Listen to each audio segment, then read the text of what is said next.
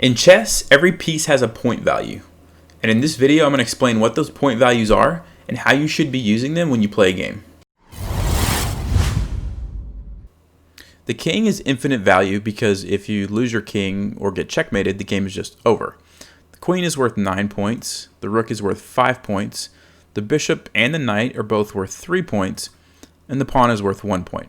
And you can use this information when you're playing a game to determine if you should make a trade or not. You can tell if it's a good trade or a bad trade based on how many points you're going to give up and how many points you're going to get. So now let's look at some examples of what this looks like when you're playing an actual game.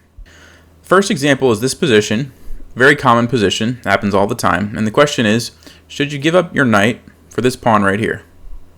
Keep in mind that his knight can recapture. Well, the answer is no, because you're going to get 1 point when you take the pawn, and you're going to lose when he captures you back 3 points. So it's a net loss of 2 points. So it does not make sense to capture that pawn. The next example is, should you capture this knight with your bishop?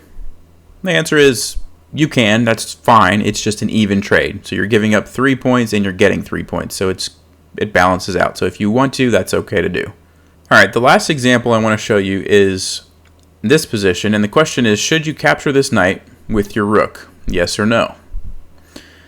The answer is yes, you should. And the reason is, when you first capture the knight, you gain 3 points. When he recaptures your rook, you lose 5 points. But then when this rook captures the knight, you gain 3 more points. So at the end of the day, you gain 6 points and you lose 5 points. You gain 1 point. So you should make that trade. So throughout the game, this is the thought process that you should be going through. When you're thinking about taking a piece or making a trade, you have to ask yourself, how many points are you going to lose and how many points you're going to get. And if you get more than you lose, you should do it. And if not, you shouldn't. Thanks for watching the video. I hope you learned something about the value of the chess pieces. I have one final puzzle that I want to leave you with. And the question is simply this: should white or should they not move their knight from f3 to d4 and capture black's knight? Go ahead and put something in the comments below. Let me know what you think, if white should do that or if they should not. Thanks a lot.